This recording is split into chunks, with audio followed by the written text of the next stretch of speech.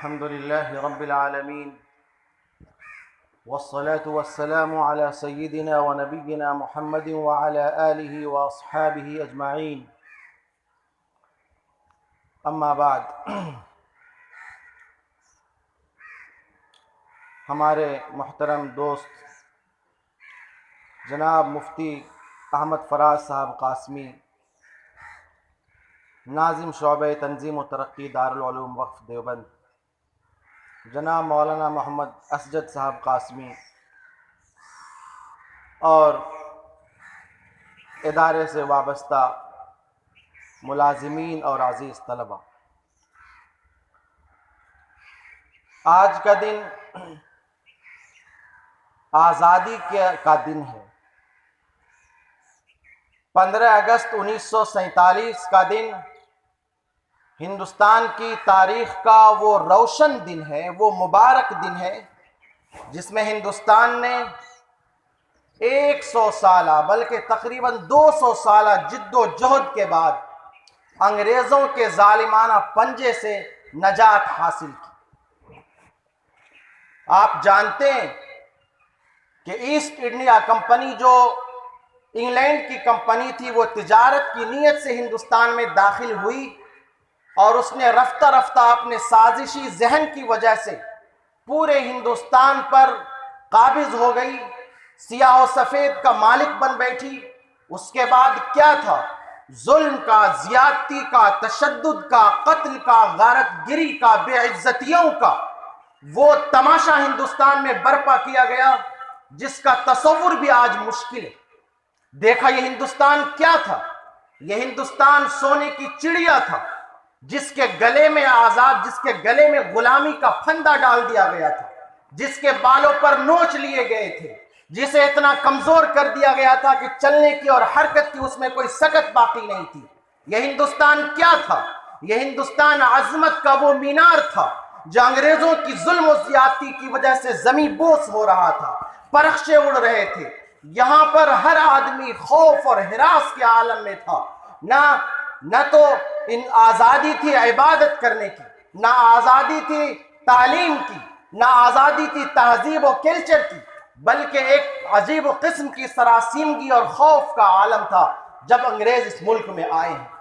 لیکن تصویر کا دوسرا رخ بھی ہے کہ جب سے ہندوستان کے ساحلی علاقوں پر عالمی تاجروں کی کشمکش شروع ہوتی ہے، ہالینڈ ہے، پرتگال ہے، جرمنی ہے، برطانیہ، ان لوگوں کی سازش ہندوستان کے ساحلی علاقوں پر قبضہ کرنے سے شروع ہوتی ہے، اسی وقت سے ہندوستان میں ایسے جیالے، ایسے جانباز اور سرفروش لوگ رہے جنہوں نے ان ظالموں کی آنکھوں میں آنکھیں ڈال کر باتیں کی۔ جب آزادی کی تاریخ لکھی جائے گی تو وہ فتویٰ مولانا عبدالعزیز صاحب دہلوی رحمۃ اللہ علیہ کا کبھی فراموش نہیں کیا جا سکتا، جس نے ہندوستان کے خواب غفلت میں سو رہے لوگوں کو بیدار کیا تھا، جس نے آزادی کی چنگاری لوگوں کے دلوں میں پھونک دی تھی، جس نے لوگوں کے ضمیر کو تڑپا کر کے رکھ دیا تھا، اور اس فتوے کا اثر تھا کہ بہت ساری تحریکیں جنم لی گئیں۔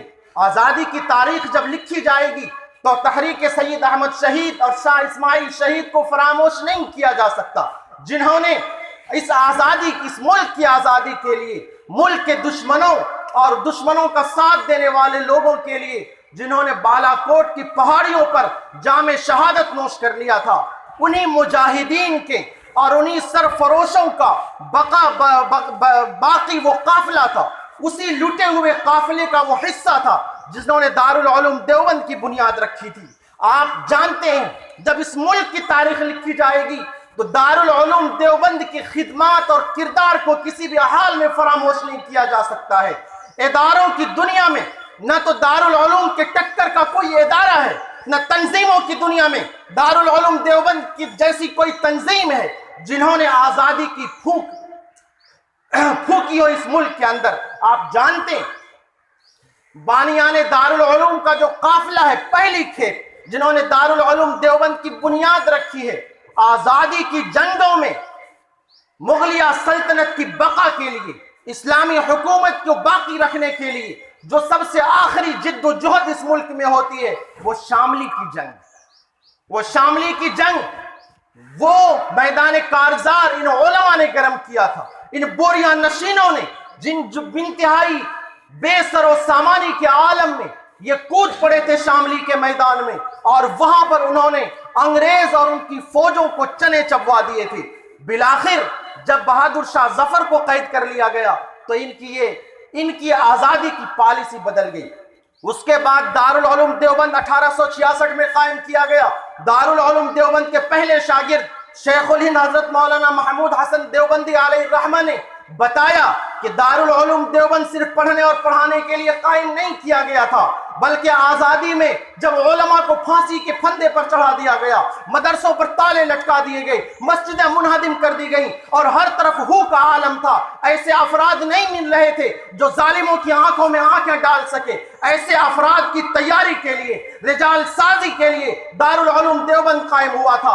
پھر حضرت شیخ الہند رحمت اللہ علیہ نے، آپ جانتے ہیں کہ آزادی میں کیا کردار ادا کیا، انہوں نے ہی تحریک ریشمی رومال شروع کی تھی۔ ہندوستان کی آزادی کی تاریخ میں جو تحریکیں اٹھی ہیں ان میں سب سے خطرناک اور انگریزوں کے لیے سب سے مشکل جو تحریک ہو سکتی تھی وہ تحریک ریشمی رومال تھی۔ یہ الگ بات ہے کہ وہ کامیاب نہیں ہو سکی اور وہ فاش ہو گئی وہ تحریک، اور حضرت شیخ الہند رحمت اللہ علیہ کو مالٹا میں اپنے ساتھیوں کے ساتھ قید کر دیا گیا۔ مالٹا کی تاریخ لکھنے والے لکھ رہے ہیں کہ مالٹا میں جو سردیاں پڑتی تھیں، وہاں کا جو ماحول تھا وہ انسانی زندگی کے کسی بھی حال میں مناسب نہیں تھا۔ بہت سارے لوگوں نے مالٹا میں اپنا دم توڑ دیا۔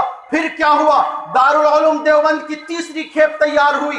حضرت شیخ الہند کے شاگرد میدان میں آئے، علامہ انور شاہ کشمیری، شیخ الاسلام حضرت مولانا حسین احمد مدنی، مولانا ابو المحاسن محمد سجاد صاحب، حضرت مولانا حفظ الرحمان سیواروی، اور اس طرح کے مجاہدین کا ایک قافلہ تیار ہوتا ہے۔ یہ تیسری کھیپ ہے جن کی موجودگی میں یہ ہندوستان آزاد ہوتا ہے۔ ہم کہتے ہیں کہ بلا شبہ ہندوستان کی آزادی میں ہر قوم کے لوگ، ہر مذہب کے لوگوں نے حصہ لیا ہے، بہت بڑا کردار ہے۔ تمام مجاہدین آزادی کا ہم احترام کرتے ہیں، سب کی قربانیوں کو ہم سلام کرتے ہیں، ہم سب کا احترام کرتے ہیں، اور لیکن اس دارالعلوم دیوبند کی آزادی میں جو خدمات رہی ہیں وہ خدمات کسی دوسرے ادارے کی نہیں ہے۔ ہندوستان کی تاریخ کسی ادارے میں لکھی جا سکتی ہے لیکن آزادی کی تاریخ بنائی یہاں گئی ہے، آزادی کی تاریخ یہاں بنتی ہے، دوسرے لوگ تاریخ لکھنے والے۔ محترم بزرگوں اور ہمارے عزیز طلبہ، ہمیں یہ سمجھنا چاہیے کہ ہمارے اکابرین کی کتنی بڑی قربانی رہی ہے۔ ظاہر ہے وقت بہت تنگ ہے، لیکن میں ایک بات کہتا ہوں کہ آزادی کا جشن ہم کیوں مناتے ہیں؟ آزادی کا جشن ہم کیوں مناتے ہیں؟ آزادی کا تصور، آزادی کی تاریخ ایک پاور ہاؤس ہے جہاں سے ہم چنگاری لے سکتے ہیں، جہاں سے ہم کرنٹ لے سکتے ہیں۔ آزادی اپنے اندر ایک پیغام رکھتی ہے اتحاد کا۔ اگر ہندوستان کی آزادی میں ہر قوم اور مذہب کے لوگ، ہر برادری کے لوگ اگر شریک نہیں ہوتے تو یہ ملک کبھی بھی آزاد نہیں ہوتا۔ مجاہدین آزادی کی خدمات کا ہمیں اعتراف کرنا ہے۔ اس اعتراف کے لیے سب سے بہترین چیز یہ ہوگی کہ ہندوستان میں اتحاد کو فروغ دیا جائے۔ یہ مذہب کے نام پر، یہ برادریوں کے نام پر، یہ قبیلے کے نام پر، یہ علاقے کے نام پر اور یہ زبانوں کے نام پر جو تعصب چل رہا ہے، جو بھید بھاؤ چل رہا ہے، یہ مجاہدین آزادی کی خدمات کو بدنام کرنا ہے۔ یہ ان کو صحیح خراج عقیدت نہیں ہے۔ آزادی ہمیں پیغام دیتی ہے امن و سلامتی کا، کہ دشمن چلے گئے اس ملک سے، جن سے ہمیں لڑنا تھا، جن سے تشدد تھا، جن سے ہماری لڑائی تھی، وہ چلے گئے اس ملک سے۔ اب ضرورت ہے اس ملک میں امن کی، شانتی کی، بھائی چارے کی اور آپس میں میل محبت کے ساتھ رہنے کی۔ اس لیے جشن آزادی کی اہمیت کو کسی دلیل سے اور کسی بہانے سے کم نہیں کیا جا سکتا ہے۔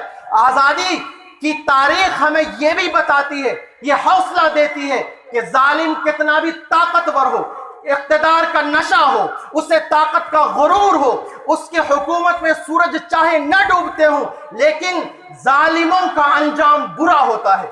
ظالم کو اپنے تخت سے، اپنے اقتدار سے دستکش ہونا پڑتا ہے، انہیں اترنا پڑتا ہے، انہیں زمین پر آنا پڑتا ہے۔ اور تاریخ ہمیں آزادی کی یہ بھی بتاتی ہے کہ مظلوم لوگ جو کمزور ہیں، جو پٹ رہے ہیں، جن کی کہیں سنی نہیں جاتی، اگر وہ مضبوط ہو جائیں، اگر وہ جمع ہو جائیں، اگر وہ اپنی طاقت کو متحد کر لیں تو بڑے سے بڑے ظالم کو وہ دھول چٹا سکتے ہیں، ان کے اقتدار کو خاک میں ملا سکتے ہیں۔ لہٰذا آزادی کی جو تاریخ ہے، آزادی کا جو جشن ہے، اسے منایا جائے گا۔ آزادی میں جو پیغام ہے، آزادی کا جو سبق ہے، اسے اپنی زندگی میں اتارا جائے گا۔ اور دارالعلوم، وقت کی کمی کی وجہ سے میں بات کو مختصر کر کے دارالعلوم کے بارے میں صرف ایک شعر کہنا چاہوں گا کہ 100 بار سنوارا ہے ہم نے اس ملک کے گیسوئے برہم کو، 100 بار سنوارا ہے ہم نے اس ملک کے گیسوئے برہم کو، یہ اہل جنوب بتلائیں گے کیا ہم نے دیا ہے عالم کو۔ اور اس شعر پر اپنی تقریر کو ختم کرتا ہوں کہ مذہب نہیں سکھاتا آپس میں بیر رکھنا، مذہب نہیں سکھاتا آپس میں بیر رکھنا، ہندی ہیں ہم، وطن ہے ہندوستان ہمارا۔ والسلام علیکم ورحمۃ اللہ وبرکاتہ۔